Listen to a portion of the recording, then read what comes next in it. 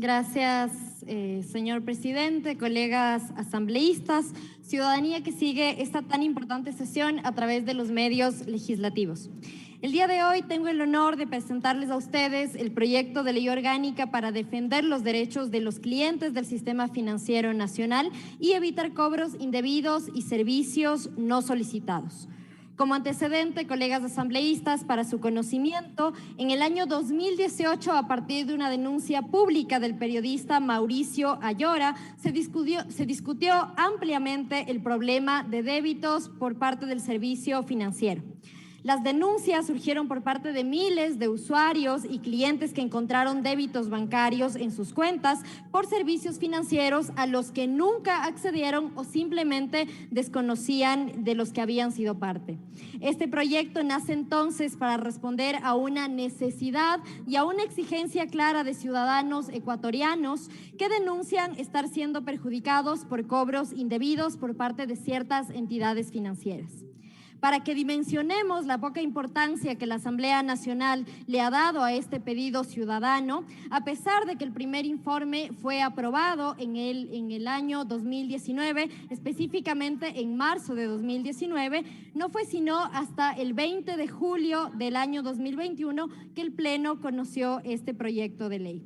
Es así que paso a explicarles rápidamente cómo funciona el negocio de cobro de comisiones por servicios financieros y no financieros. Básicamente, el giro de negocio de los bancos es la intermediación financiera. ¿Qué significa esto?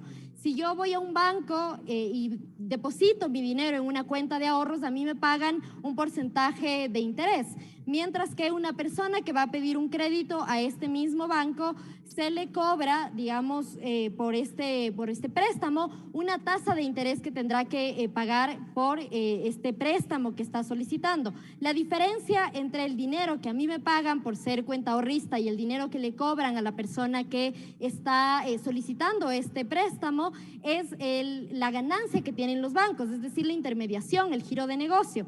Esta intermediación constituye el 79% de las ganancias de los bancos. Y aquí viene una pregunta importante y de ahí la motivación de este proyecto de ley. ¿De dónde viene o de dónde se genera este casi 21% de ganancias de los bancos? Por un lado, el 20% está constituido por servicios financieros, es decir, notificaciones por cobros, débitos de tarjeta, estados de cuenta, certificados bancarios y un aproximadamente 1% comisiones por servicios no financieros. Me parece que es importante dimensionar también la siguiente lámina, por favor, la cantidad, el volumen, qué significa los cobros por servicios financieros y no financieros, pero que no corresponden al giro de negocio de las instituciones bancarias. Al año 2019, otros ingresos, es decir, los que no corresponden a la intermediación financiera, eran de más de $1.600.000 y en el año 2020 fueron de más de $1.400.000, lo que los bancos percibieron por un tema que no pertenece a la intermediación financiera.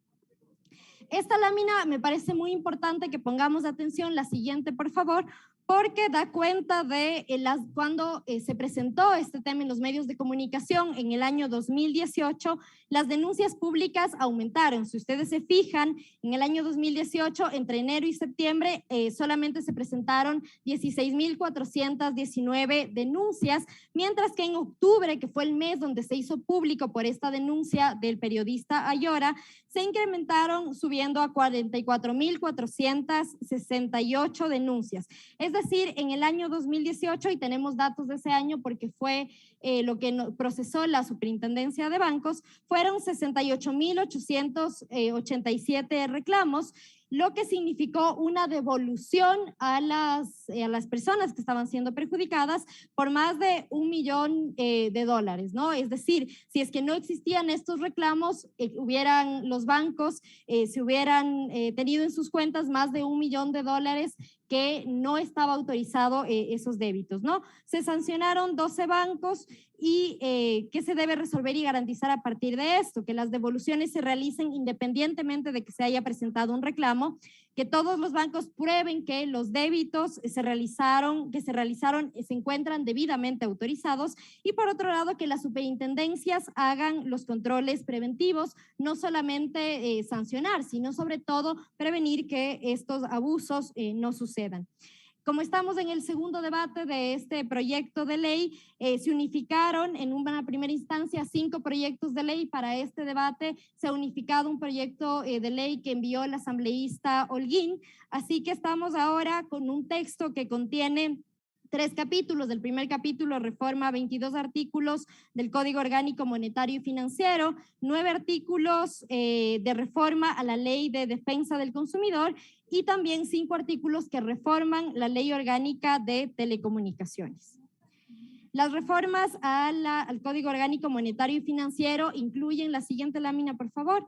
Incluyen el derecho a la protección, incluye los derechos irrenunciables, el derecho a la información de los productos, el derecho a elegir con libertad los productos que las instituciones del sistema financiero están ofertando, el derecho a la recepción de reclamos y quejas, conocer condiciones de los productos y servicios, la calidad de los servicios y además, sobre todo, que exista una aceptación expresa, es decir, que no tomen las instituciones financieras a un sí, digamos, durante una llamada telefónica como una respuesta, como una aceptación de un servicio que se está ofertando y del cual muchas de las veces no se conoce exactamente cuáles son los beneficios de ese servicio que nos están ofertando. La prohibición de atentar contra el interés general y de conllevar formas directas o indirectas de prácticas fraudulentas.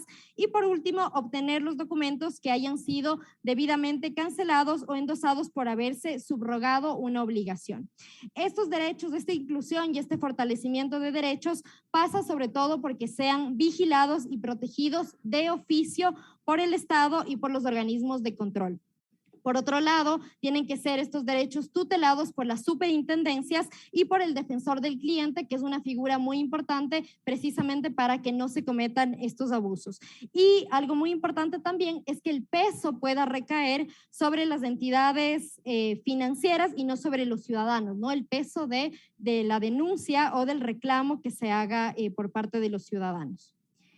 El principio pro persona, que es una inclusión que hicimos entre el primer y el segundo debate, es muy importante porque en caso de dudas respecto del alcance o la aplicación del código y de las normas conexas, las superintendencias deberán resolver velando siempre por los derechos de los usuarios, partiendo de un principio básico, colegas asambleístas, y es que entre una institución financiera y un cliente, quien tiene más poder, quien tiene más peso e incluso tiene más recursos para una defensa, es obviamente la entidad financiera y no el cliente que está reclamando.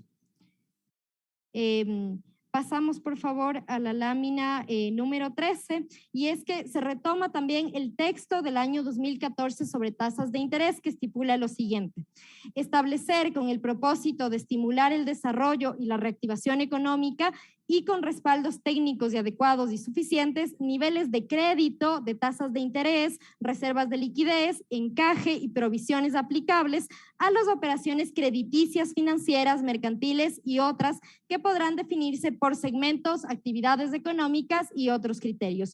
Es decir, colegas asambleístas, en esta ley también le estamos dando una posibilidad, se faculta al gobierno que tenga herramientas precisamente para estimular el desarrollo y la reactivación económica. No es una obligación hacer uso de esta potestad, sin embargo, dependerá del Ejecutivo, no es una obligación, pero es una herramienta precisamente para la reactivación económica.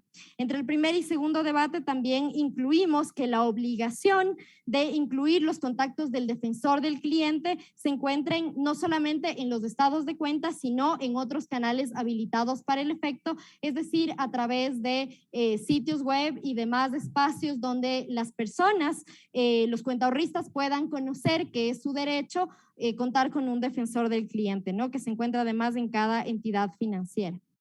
Por otro lado, los cargos por servicios financieros tienen que tener una aceptación de manera previa, voluntaria, inequívoca y expresa en un soporte digital, electrónico o telemático. Es decir, las entidades del sistema financiero no aplicarán o no cobrarán cargos por servicios que no hayan sido prestados por esta entidad o también que no hayan sido autorizados por la Junta. Esto es sumamente importante porque da cuenta de una ley que está respondiendo a los problemas de los ciudadanos respecto de las entidades del sistema financiero. Los cargos por servicios no financieros también deben tener una aceptación voluntaria, previa, expresa, clara e inequívoca del usuario o del cliente. Pasamos, por favor, a las reformas del capítulo número 2, que tiene que ver con las prácticas prohibidas. Aquí incluimos precisamente el proyecto de ley del asambleísta Holguín y hemos determinado entonces que solo las llamadas, que como una práctica prohibida a las llamadas fuera de los horarios laborales y entonces estas tendrán que ser de lunes a viernes de 8 de la mañana a 8 de la noche, no por fuera de ese espacio. Por favor, si me ayudan proyectando, es la lámina 19. Muchas gracias. Se puede utilizar como una práctica prohibida, están las declaraciones o consultados del cliente como una aceptación expresa de compra de un bien o servicio. Está también como una práctica prohibida, algo que también sucedía de forma reiterativa, la renovación de los servicios. Cuando vaya a existir una renovación por un servicio, se tiene que hacer con una notificación de al menos 15 días para que la gente conozca cuáles son los servicios que se van a renovar y si es que el cliente desea o no renovar aquello. Y por último, también las tarifas que deberán ser previamente aceptadas por el prestatario al momento de adquirir un crédito. Otras nuevas reformas que se incluyeron entre el primer y el segundo debate tienen que ver con reformas a la Ley Orgánica de Defensa del Consumidor, como les mencionaba antes, la fijación de horarios por gestión de cobranzas, por llamadas y mensajes, solo pueden hacerse una vez al día, luego de las 7 de la mañana y no posterior a las 8 de la noche, y tampoco se puede realizar los fines de semana y siempre tendrá que ser por parte de números identificables. Se prohíbe comunicarse con el objeto de cobrar a personas distintas al deudor, codeudor o garantes. Se da también la prohibición de un cobro de valor alguno en caso de gestión preventiva para la recuperación de la cartera y también la seguridad, generar seguridad por cargos extrajudiciales que deberán ser determinados en el contrato.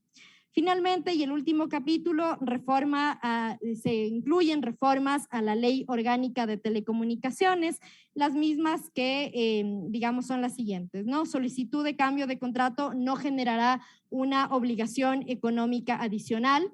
Por otro lado, la cancelación de saldos pendientes no podrán ser un impedimento precisamente para la terminación del contrato, que esto es otro de los temas que salió de forma recurrente por parte de los clientes, como un abuso, digamos, por parte de ciertas entidades comerciales. La autorización para recibir mensajes masivos con fines comerciales y publicitarios puede ser revocado en cualquier momento y finalmente los prestadores del servicio estarán obligados a acumular los saldos de los planes telefónicos y de datos que sin ser utilizados se pagaran en planes de pospago y a ponerlos también a disposición del abonado en el siguiente periodo. Esta es nuestra exposición del proyecto de ley, colegas asambleístas, un proyecto de ley que claramente responde a los intereses de la ciudadanía. Y no quisiera cerrar esta presentación sin mencionar que estos son los verdaderos temas que nos deberían estar preocupando y que como Asamblea Nacional deberíamos estarnos haciendo cargo.